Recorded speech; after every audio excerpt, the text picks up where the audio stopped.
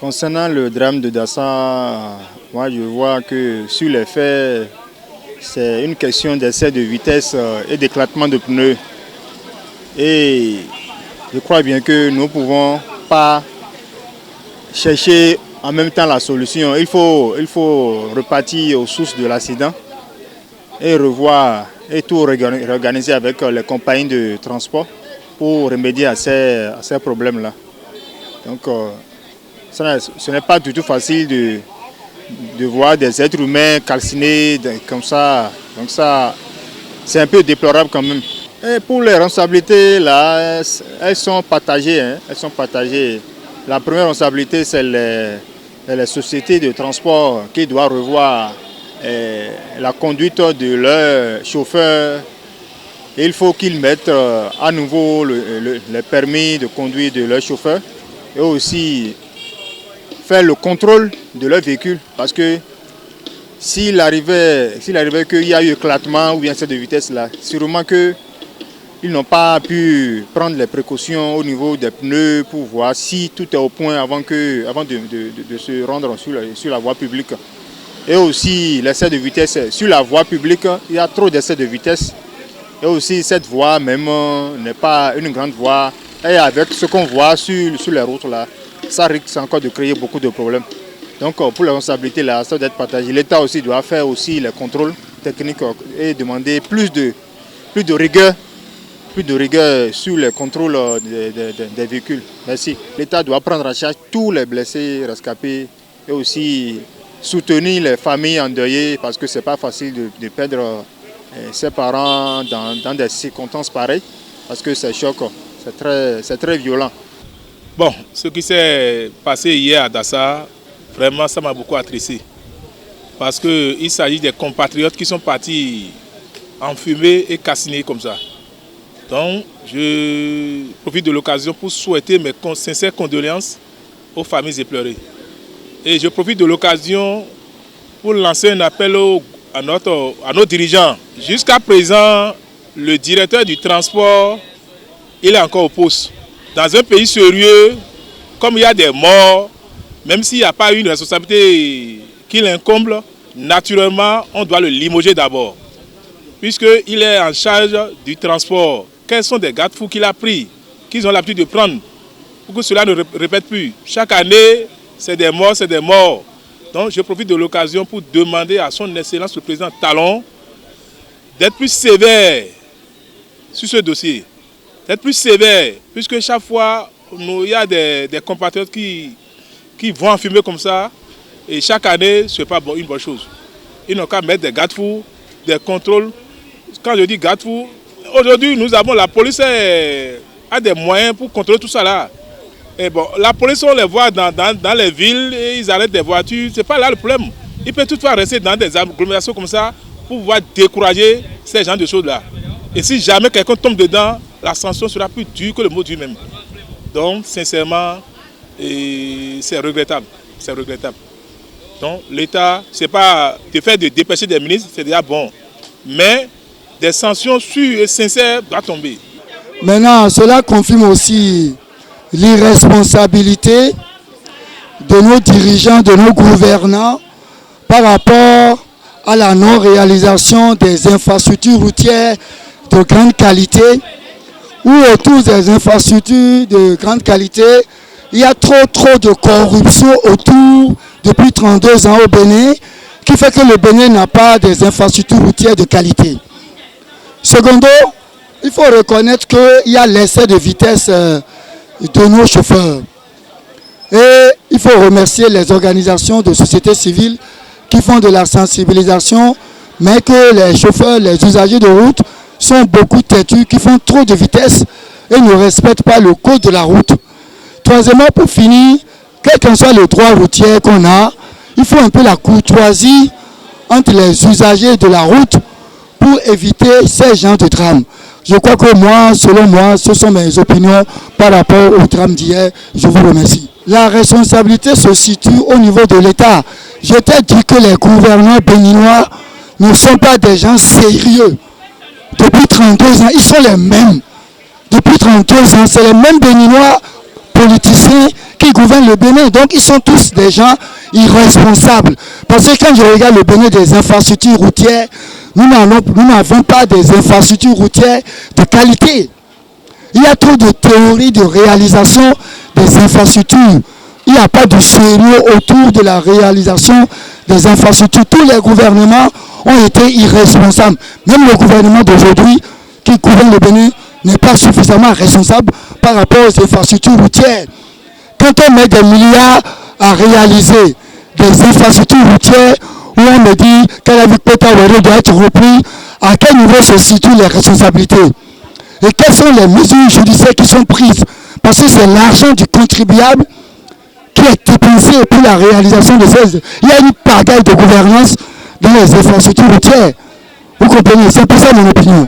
Je vous remercie. À travers le compte rendu qui a été fait, nous nous sommes posé la question de savoir est-ce que c'est la route, est-ce que c'est la voie, ou bien est-ce que c'est le conducteur qui a mal manœuvré.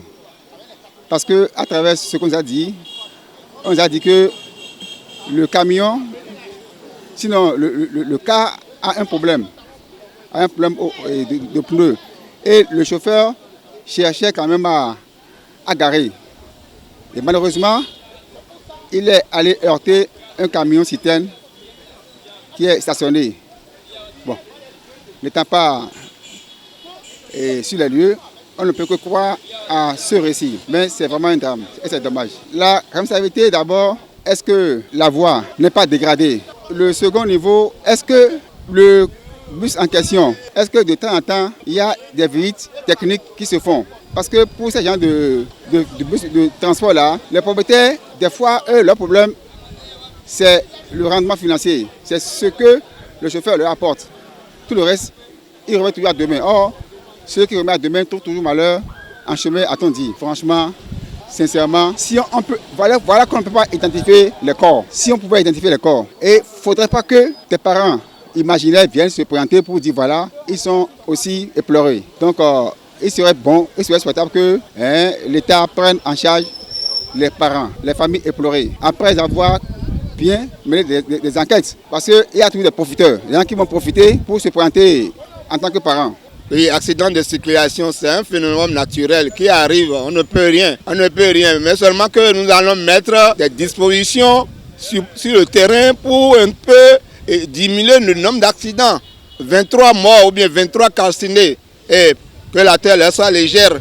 Maintenant, moi je souhaite que le gouvernement mette des radars, que le Bénin, même tout le Bénin soit sur radar pour diminuer l'excès de vitesse. Parce que, journalistes sans frontières, ces cas-là filent beaucoup aussi. Hein? Quand ils te dépassent là, si tu n'es pas un homme sur son engin de SEM là, tu vas même tomber. Ils ne connaissent pas Tournan, ils ne connaissent pas ville de Dassa, ils ne connaissent pas le village de Kokoro. C'est une vitesse falamineuse, c'est pas bon. Ils filent beaucoup. Et aussi, va voir les pneus. Il a même des cas là qui vous dépassent. Vous allez même demander s'ils vont aux visites techniques. C'est dommage. Donc le gouvernement n'a qu'à encore accélérer les dispositions pour que ça diminue. Moi, quand j'ai appris la nouvelle hier, j'ai pleuré. Parce que, va voir, les pères de famille ont laissé 2 ou 3 enfants comme ça. Les pères de famille ont laissé madame comme ça, sans enfants. Les célibataires sans enfants ont laissé des vies comme ça. C'est déplorable. Et à cause de ces accidents-là, que moi, je ne fais même plus beaucoup de voyages. Je préfère rester à la maison. Surtout les dimanches, là, va voir ce que les gens conduisent. Hein, va voir ce que les gens conduisent dans les villes. À Porto-Novo, à Coton. Va voir ce que les gens conduisent les dimanches. C'est très grave. C'est pourquoi moi, je ne me déplace même plus.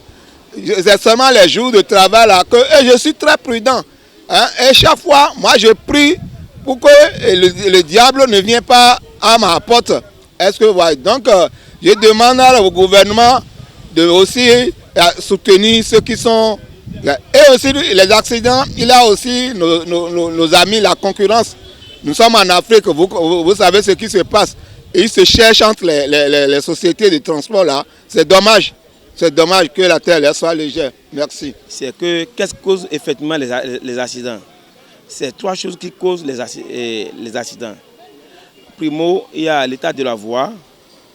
ou bien l'état du véhicule, ou bien l'état du conducteur.